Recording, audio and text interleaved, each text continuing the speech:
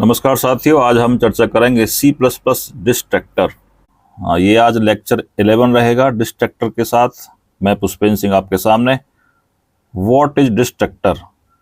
देखिए, इस शब्द से पता चल रहा है कि डिस्ट्रॉय करना। कहीं ना कहीं डिस्ट्रॉय शब्द का इसमें इस्तेमाल होने वाला है। जब जब ऑब्जेक्ट बनेगा तब तब कंस्ट्रक्टर बनता है, ये हम जानते हैं।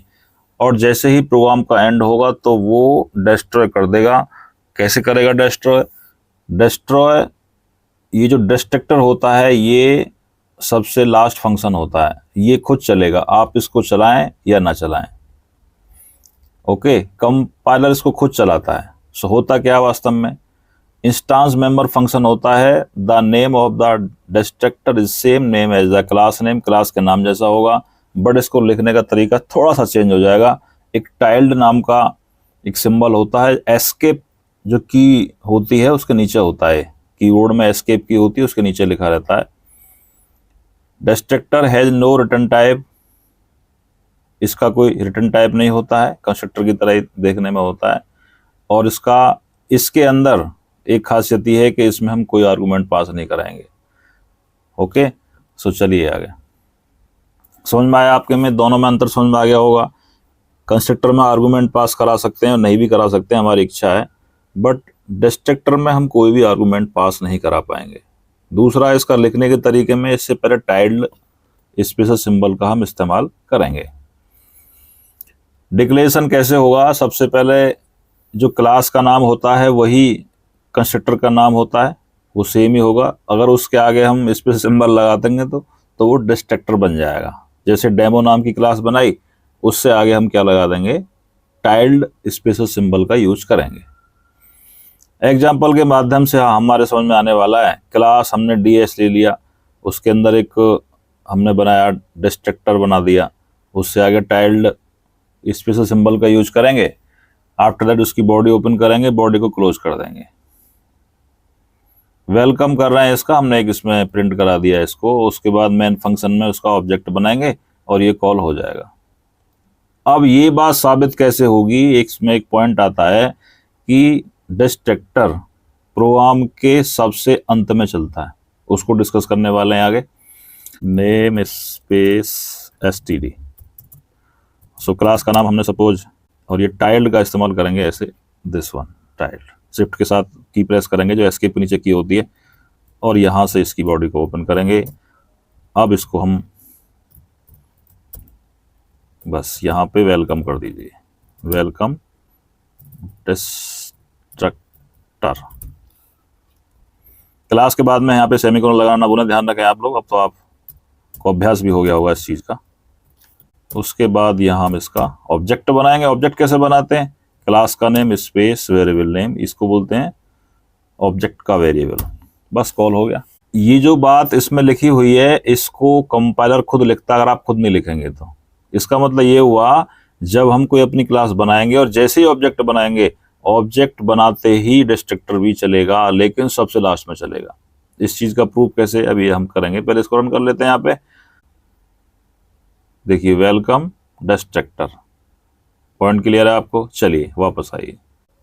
नेक्स्ट पॉइंट है इसका कि it can never be static. ये स्टैटिक नहीं हो सकता। देखिए, कंस्ट्रक्टर आपने अच्छे से पढ़ा है, उसमें और इसमें दो ही अंतर है। कौन सा अंतर है पहला बताइए? फर्स्ट, इसका डिफरेंस ये है कि हम इसको लिखने से पहले टाइल्ड स्पेशल सिंबल का इस्तेमाल करेंगे। दूसरा ये, हम इसमें कभी भी आर्गुमेंट पास नहीं कराएंगे। ठीक है।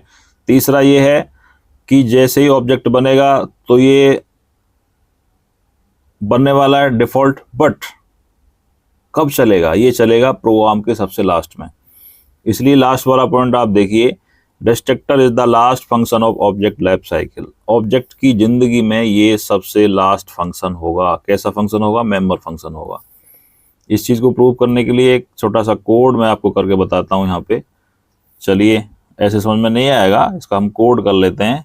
देव C++ में चलते हैं। इतना समझ में आपके में आ चुका होगा। अब मेन प्रश्न ये है कि ये सबसे लास्ट में कैसे चलेगा, इसका प्रूफ कैसे देंगे हम? चलिए बता देते हैं आपको। देखिए, आपके सामने अभी इसका आंसर क्या आया था? वेलकम डिस्ट्रक्टर आया था। ठीक है। मैं एक फंक्शन बनाता हूं यहाँ पे एक फंक्शन बनाता हूं मैं। फंक्शन कैसे बनाते हैं आप जानते ही हैं। हमने ले लिया यहाँ पे void, सपोज f1 नाम का एक फंक्शन ले लिया, यहाँ पे इसकी बॉडी स्टार्ट की और यहाँ पे सी आउट में हमने वेलकम फंक्शन, ठीक है जी। नाउ यहाँ पे अब देखिए आप कॉल कैसे करेंगे, d1 डॉट फंक्शन। अब इसका आंसर आपके अनुसार क्या आना चाहिए, आराम से स्क्रीन को पॉज करिए और बताइए, देख के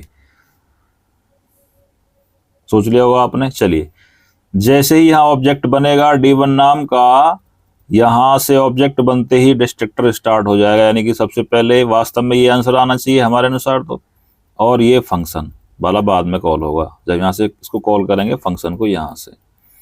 बट अभी डिस्कस किया था कि डिस्ट्रक्टर प्रोग्राम के सबसे अंत में चलता है, ठीक है, तो ये अभी नहीं चलेगा साथियों, ऑब्जेक्ट तो बन जाएगा और जैसे ही हम इसको f1 फंक्शन को कॉल करेंगे, यहां से कॉल करने के बाद कंट्रोल हमारा f1 पे जाएगा, ऊपर नहीं जाएगा। तो सबसे पहले इसका आंसर आएगा वेलकम फंक्शन और उसके बाद आंसर आएगा वेलकम डिस्ट्रक्टर। यहाँ पे एंड एल का इस्तेमाल कर लेते हैं जिससे कि न्यू लाइन में हमारा कंट्रोल चला जाए, एंड एल, ठीक है, देख लीजिए आप। तो इसका आंसर क्या आएगा, पहले फंक्शन कॉल होगा वेलकम फंक्शन, उसके बाद आंसर आएगा वेलकम डिस्ट्रक्टर। समझ में आया आपके में, देखिए वेलकम फंक्शन लिखा हुआ है और वेलकम डिस्ट्रक्टर भी आपके सामने लिखा हुआ है। अभी इस बात को थोड़ा सा और प्रूव करते हैं हम। यहां से क्या करेंगे, जैसे ही हमने ये फंक्शन कॉल किया, देखिए ध्यान से, यहां से हमने ये फंक्शन कॉल किया तो कंट्रोल इस फंक्शन के पास चला गया, हमने दोबारा से फिर इसको कॉल करते हैं डिस्ट्रक्टर को। कैसे करेंगे कॉल, ds ऑब्जेक्ट बनाया, सपोज मैंने d2 नाम का ऑब्जेक्ट बनाया और यहां से कॉल हो जाएगा। तो करंट में जैसे ही ds is a class name, okay, d2 जो ऑब्जेक्ट जैसे बनाएंगे तो डिस्ट्रक्टर कॉल होना चाहिए कायदा में, यहां से जैसे इसको बनाएंगे तो कॉल होके कंट्रोल इस पे जाना चाहिए। अब भी नहीं जाएगा क्योंकि प्रीवियस लाइन में 2 बार बता चुके हैं, डिस्ट्रक्टर प्रोग्राम के अंदर सबसे लास्ट मेंबर फंक्शन होगा। ऑब्जेक्ट की जिंदगी में, ऑब्जेक्ट की लाइफ साइकिल में डिस्ट्रक्टर सबसे अंत में चलेगा। आप लिखें या ना लिखें, आप नहीं लिखते हैं तो उसे कंपाइलर खुद चलाएगा। बात समझ में आ रही है आपके में। तो सबसे पहले अभी भी इसका आंसर वेलकम फंक्शन ही आएगा, कंट्रोल ऐसे करके इस पे नहीं जाएगा। सबसे पहले इसका आंसर वेलकम फंक्शन आएगा, उसके बाद ये डिस्ट्रक्टर चलेगा, यहां से कॉल होते ही वेलकम डिस्ट्रक्टर आंसर आएगा, उसके बाद फिर दोबारा चलेगा क्योंकि आपने ये भी ऑब्जेक्ट बनाया नीचे। बात समझ में आ रही है। तो यहाँ पे भी मैं एंड एल का इस्तेमाल कर लेता हूं। तो साथियों इसका आंसर आएगा वेलकम फंक्शन, उसके बाद फिर जैसे ये ऑब्जेक्ट बना यहाँ पे तो फिर इसका आंसर आएगा वेलकम डिस्ट्रक्टर। अगेन यहाँ जो फर्स्ट टाइम ऑब्जेक्ट बना था फिर से आंसर आएगा वेलकम डिस्ट्रक्टर। तो इसका आंसर फाइनली क्या आएगा, वेलकम फंक्शन, फिर वेलकम डिस्ट्रक्टर 2 बार प्रिंट होगा। देख लेते हैं इस चीज को। ये देखिए आप, welcome function, welcome destructor and again welcome destructor. So ये कहानी है, ये स्टोरी है साथियों डिस्ट्रक्टर की।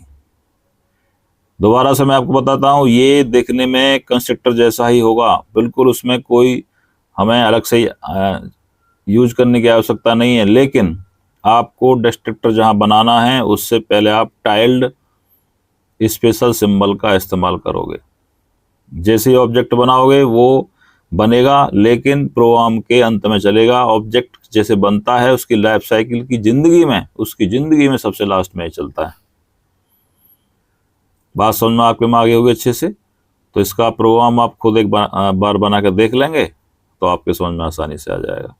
सो इस तरह से thank you, watch this video. Next आपको लेक्चर लेके आएंगे इनहेरिटेंस और उसके टाइप्स।